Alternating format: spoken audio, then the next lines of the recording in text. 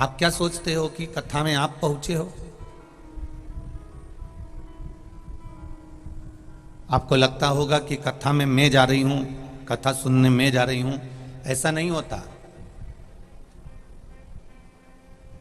एक बहुत विचित्र सी एक कथा है। एक बकरी रोज एक सेठ जी की दुकान पर आ जाती और उनके सामान में, उनके जो किराने का सामान था, चना था, फूली थी, लाई थी, परमल थी, पोहा था, दाना था, उसमें मुंह मार देती। तो वो दुकान वाला बाहर निकल के बकरी को खूब मारता। बकरी फिर मुंह मार देती, वो फिर मारता, वो फिर मुंह मारती। जब भी उधर से निकल के जाती, उस रास्ते से निकल कर जाती, तो वो मुंह मार देती।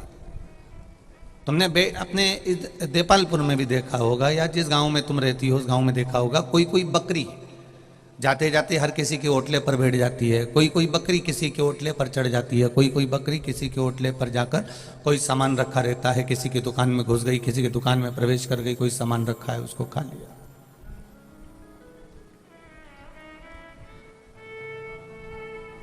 एक बार देवऋषि नारद जी ने देखा कि ये बकरी इस दुकान में रोज प्रवेश करती है, इस दुकान में रोज जाती है, रोज मुंह झूठा कर लेती है, उसका सामान झूठा कर देती है, उसको फैला देती है, और ये सेठ रोज उसको मारता है। तो फिर इसके मन में नहीं रहा गया। देवऋषि नारद ने भगवान विष्णु से कह दिया कि प्रभु ये बताओ कि ये बकरी का और इस दुकान वाले का संबंध क्या है। भगवान नारायण ने कहा, ये दुकान पर जो बैठा है, ये जो बकरी है, ये इस दुकान का मालिक है। ये जो बैठा है, ये इसका बेटा है। ये इसको पहचान नहीं पा रहा।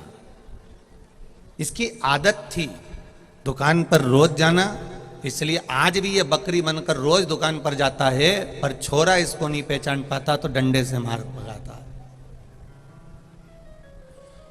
बकरी को दुकान याद है, इसलिए वो दुकान तक पहुंच रही है।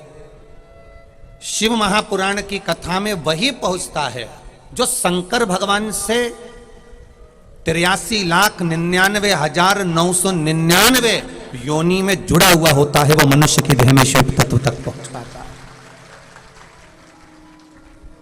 कितने पड़े देपालपुर में, और देपालपुर के आसपास के गांव में कितने पड़े हुए हैं, कितने लोग हैं पेड़ के नीचे बैठकर पत्ते बांट रहे होंगे, पान की दुकान पर खड़े होकर गप्पे मार रहे होंगे, कहीं बैठकर फालतू की बातें, निंदा, चुगली, बुराई कर रहे होंगे। कितने होंगे जो यहां वहां बैठकर टाइम पास कर रहे होंगे, पर वो ना तो 24 अवतार मंदिर तक जा पाते हैं, और ना वो शिव महापुराण की कथा तक जा पाते हैं, ना वो भगवान के भजन तक जा पाते हैं। क्यों? क्योंकि उनका पूर्व का जो जन्म निकला वो भगवान के भजन में निकला ही नहीं।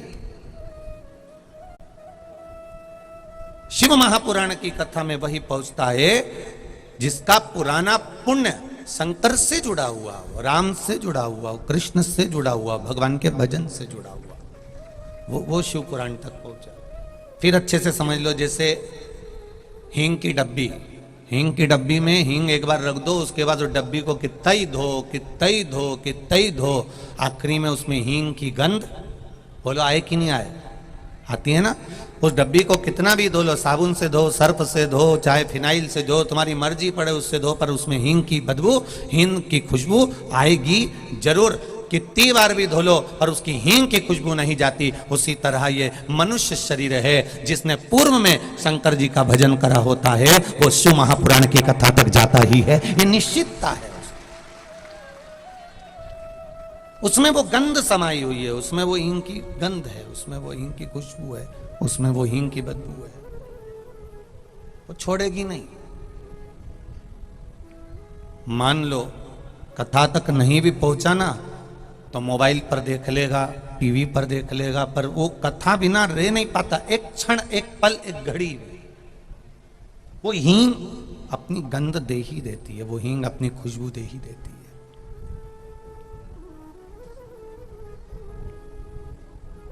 आपको लगता होगा कि आप शिव महापुराण की कथा तक जा रहे हैं, तो ये आपकी गलत फहमी है। आपके पूर्व के कर्म,